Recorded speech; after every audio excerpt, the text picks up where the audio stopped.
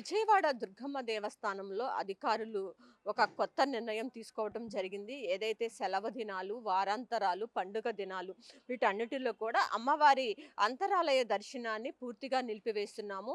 ఆ రోజుల్లో అమ్మవారి దేవస్థానంలో అంతరాలయ దర్శనానికి సంబంధించిన టికెట్లు కూడా తాము అమ్మబోమని చెప్పి నిన్న ఒక ప్రకటననైతే విడుదల చేయడం జరిగింది. ఈ నేపథ్యంలో సుదూర ప్రాంతాల నుంచి వచ్చే వారందరూ కూడా దీనిని దృష్టిలో పెట్టుకొని అమ్మవారి దర్శనాలకి రావాలని కూడా వారు సూచిస్తూ ఉన్నారు. ప్రధానంగా చూసుకున్నట్లయితే వారాంతరాలు శుక్రు, శని, ఆదివారంతో పాటు ఏదైతే పండుగ దినాలుంటాయో సెలవు దినాలు పబ్లిక్ హాలిడేస్ కానీ, పండుగ దినాలు కానీ, వారాంతరాలు ఈ అన్ని రోజులలో కూడా ఉదయం 10:30 నుంచి మధ్యాహ్నం 1:30 ప్రాంతం వరకు కూడా అమ్మవారి అంతరాలయ దర్శనాలన్నీ పూర్తిగా నిలిపివేస్తున్నట్లు అయితే అధికారులైతే స్పష్టంగా పేర్కొనడం జరిగింది. ఎందుకంటే సామాన్య భక్తులు కూడా ఆ టైంలో ఎక్కువగా వచ్చే అవకాశం ఉంటుంది.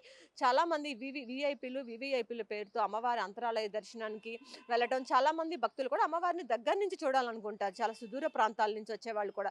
వాళ్ళందరూ కూడా రూ. 500 టికెట్ కొనుగోలు చేసి అంతరాలయ దర్శనానికి వెళ్ళటం అనేది మనం చూస్తూ ఉంటాము. అయితే ఈ నేపథ్యంలో అంతరాలయ దర్శనానికి ఎక్కువగా వెళ్ళటం వలన సామాన్య మధ్యతరగతి ప్రజలు ఎవరైతే ఉచిత దర్శనాలు రూ. 100 టికెట్‌లో క్యూ లైన్‌లో ఉంటారో వాళ్ళకి చాలా ఆలస్యం అవుతుంది. గంటల తరబడి క్యూ లైన్‌లో వేచి ఉండాల్సిన పరిస్థితి వస్తుంది కాబట్టి ఈ నేపథ్యంలో తాము ఈ నిర్ణయం తీసుకున్నాం. అమ్మవారి ఆలయానికి ఆదాయం సమకూరుద్ది. ఎందుకంటే అంతరాలయ దర్శనం ఒక్క టికెట్ వచ్చి రూ. 500.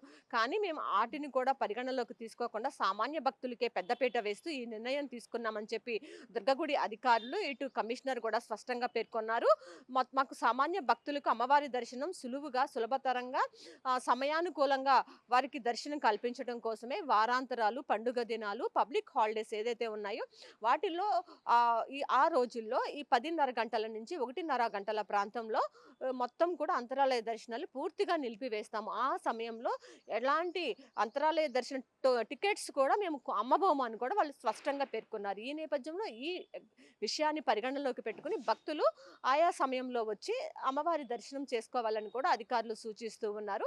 మొత్తానికి దేవస్థానం అధికారులు తీసుకున్న ఈ నిర్ణయంపై సామాన్య మధ్యతరగతి ప్రజలైతే హర్షం వ్యక్తం చేస్తున్నారు. ఎందుకంటే గంటల తరబడి తాము క్యూ లైన్‌లో వేచి ఉండే అవకాశం ఉండదు కాబట్టి దుర్గగుడి అధికారులు తీసుకున్నటువంటి ఈ నిర్ణయంపై హర్షం వ్యక్తం చేస్తున్న పరిస్థితి మనకి కనిపిస్తా ఉంది. ఇది ఇక్కడున్న పరిస్థితి. కెమెరా పర్సన్ రాంబాబుతో Lakshmi, one India news Telugu, Vijayawada.